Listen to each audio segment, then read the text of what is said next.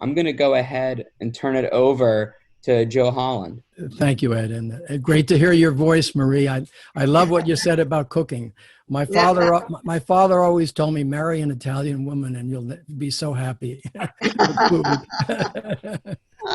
I married a Puerto Rican, however, but equally happy though. But I lived one time with two elderly Italian priests, and in the morning, the first thing we did at breakfast was talk, and it continued all through the day, planning the dinner. It was wonderful. I think it's the most beautiful thing about Italian culture is the food and the people. Okay, it's great to see so many old friends, and Beth, and Carol and Les and Marcus and Glenda, and Marie yourself, and John. I think also who's with us in spirit, John Roush, a wonderful man, and Jeannie and Mike. I'm very, very happy to be part of this. I apologize. I missed a bit because my sound and my mic was not working. So I finally logged off and shut down the computer and started up, and now it works fine. I don't know what the explanation is, but it works. Some background. Les came to the Center of Concern, was in a center started by the initiative out of the international Jesuits, Pedro Rupe, and the U.S. Catholic bishops at the time, to have a think tank that would work in conjunction with the United Nations. And he came here because he wanted us to, he felt we had some background on colonialism. Of course, as John Roush said in the video, that Appalachia was a mineral and also a timber colony before that, and now maybe a timber colony again, I guess. That's why we were brought in, and I was assigned to do it because I had been living in Chile during the last year of the Allende government, and as a young priest, I had worked in Latin America and with Hispanic communities in the Northeast of the United States, and a pastoral experience with that. And from the early 60s, from the 60s, I began to get exposed to what would later become liberation theology before it even became a name. And then when I went to study at the University of Chicago, I focused on that. And they had a wonderful program there in which we linked theology, social science, and philosophy. It was eventually shut down because it was too subversive. And now they only let them study psychology. No social science and no philosophy. Anyway. That's how I guess I got drawn into it. I had also lived for a while at the Catholic Worker in New York, and everyone, of course, always talks about Dorothy Day, but and she deserves all the talking she can get, including sainthood. But the person who impressed me most of all was Peter Morin. He was what Antonio Gramsci would have called an organic intellectual. And I continue to believe that Peter Morin was a prophet ahead of his times, and that he had a vision, and that we should be following now as what I call, we're in the middle already, entering into the breakdown of what I call in modern industrial civilization. And we're in the breakdown of the modern industrial colonial form of Catholicism as well, Western Catholicism, not the Eastern churches. They're very resourceful at the moment, but the Western church is a catastrophe, as is Western industrial civilization. I think Western civilization is resilient and could perhaps, in dialogue with other global civilizations, produce something new, but the time is short. We are facing a threat to the biosphere of the planet. It is quite conceivable that we could extinguish much of life on planet Earth, including human life. I think that industrial civilization will break down in very traumatic form, in which there will be large numbers of death. People will be searching for food, water, and so on. We're in a traumatic position. CCA is enormously resourceful because I think the less you're involved in urbanization, the better. The closer you are to nature, the closer you are to God. But the urban industrial church is doomed, I think, as is in urban industrial civilization. I wrote a little pamphlet about Peter Morin. It's called, I don't know if you get it up there, say his views, if you want to read it. If you go to Amazon, you have to buy it, but I didn't mean to sell it. What I wrote is only 15 pages long.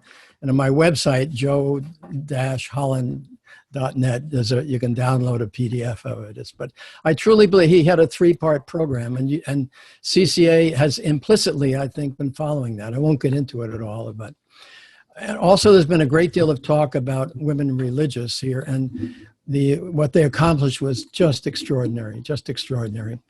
They were the secret weapon of Catholicism for the modern industrial civilization, which was, I describe it as hyper-masculine. They provided early on what I jokingly would awe describe as the Catholic Department of Health, Education, and Welfare, which was copied by the social welfare state.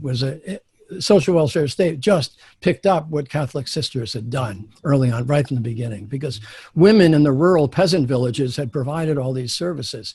But with the urban industrial civilization, hyper-masculine, it was all wiped out.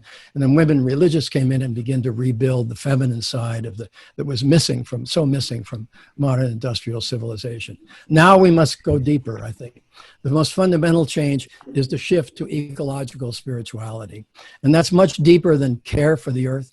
As Thomas Berry has taught us, the earth is the primary revelation. The Bible is the secondary revelation. It's like the Bible is the hospital to fix the wounded earth. But if you live in the hospital and think that's your whole life, you really are sick, you know. God is in the world, God is, and especially God is in nature. And one of the reasons why society is becoming so secularized is because there are no trees, no plants, no animals in the city, by and large, you know. And so anyway, unfortunately, but this happens all the time, we are at the end of the long cycle of what is called the apostolic stage of religious life. It was an extraordinary thing. The first time women began to really assert their incredible gifts in society because under the patriarchal classical civilization, that was not feasible. However, that has now ended because I wrote a book, Postmodern Ecological Spirituality, in which I laid that out, but why it's breaking down. But the foundation of what I call another book I wrote, excuse my advertising, but called The Next Stage of Catholic Religious Life, has to be grounded in ecological spirituality. We had first the foundational lay church grounded in the New Testament. Then we had the Cenobitical movement, which was actually a lay movement and actually had thousands of families in it, although the religious historians never reported that. They were really eco-villages, the Cenobitical movement. Then came monasticism, first Irish Celtic monasticism, which are really the ones that planted the foundation for the renewal of Europe. And then the Benedictines built on that very well, but they were not missionaries. They wanted to flee the world, but the Irish Celtic monasticism had embraced the world, and they quickly evangelized the German tribes who had destroyed the Roman Empire by their invasion, but because the Irish monks were coming from tribes themselves, two groups of tribal people, they got along very well. And then when civilization began to rebuild, and then we got the Mendicant movement, the wonderful Franciscans and Dominicans. But then it got more complex, and it wasn't sufficient just to have these preachers or wandering beggars, and there emerged the apostolic form of religious life, most famously with Ignatius of Loyola, but with an exploding orchestra of spirituality with women religious, which were really the heart of it and the life of it. Now, they were ministering to the victims of industrial civilization. But now as industrial civilization is collapsing, we need something new. And the Holy Spirit will bring it forth. I know that will happen. And I believe, and Peter Morin, he had, his 3-part program. That is one, first, by the way, he said, always begin with clarification of thought. The intellectual life for Peter was foundational.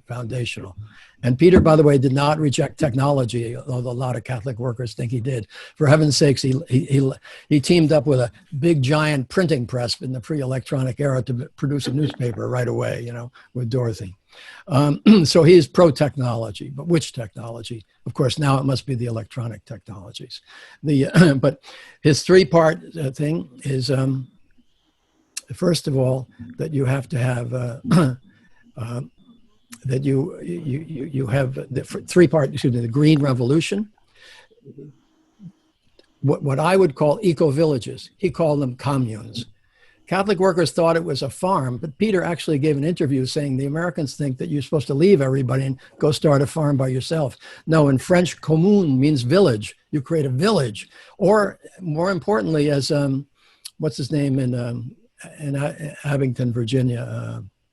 Another one, beautiful Italian name.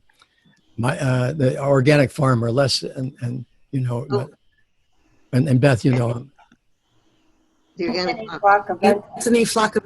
Anthony Flacavento. He's written a magnificent book about the renewal of rural life. We don't have to restart eco-villages. They're already there. They're all over rural America. We need to expand them. And the Bible for that, by the way, I think is the book that Anthony Flacavento wrote for that. Yeah. And then secondly, urban houses of hospitality. But they aren't just caring for the poor. Again, to rebuild community development. And there's a wonderful couple in Kirshner, Ontario, who's models that community development in the urban areas, not just food kitchens, certainly food kitchens too, but urban development. And finally, and this is what was always a great mystery to everybody, the agronomic university. Peter was so disillusioned with universities, and especially with Catholic universities, and especially with Catholic university professors. He couldn't believe how awful they were. You know, he really got angry at them, and he didn't know what it was. But it must be something that's connected to the rural commune, in which workers would become scholars and scholars would become workers. So you would be farming while you would be studying. And I think here we have the example of the Mondragon cooperatives in the north of Spain, where the workers own, they don't have farms, but they could do that. You could also have an agricultural system. The workers own the factories they work in, and among the young people, they work in the morning, and in the afternoon they go to a university that they own, which is a cooperative.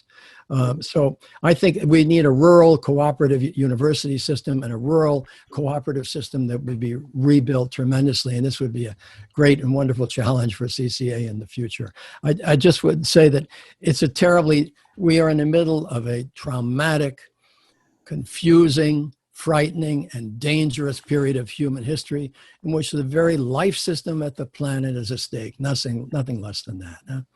Francis is wonderful, but he's not going to be able to pull it off. You know, we're going to need grassroots things from all over, from everywhere. And I would also add, I think that the African church is probably the richest resource that we have so far, but it'll be Africa, Asia, Latin America.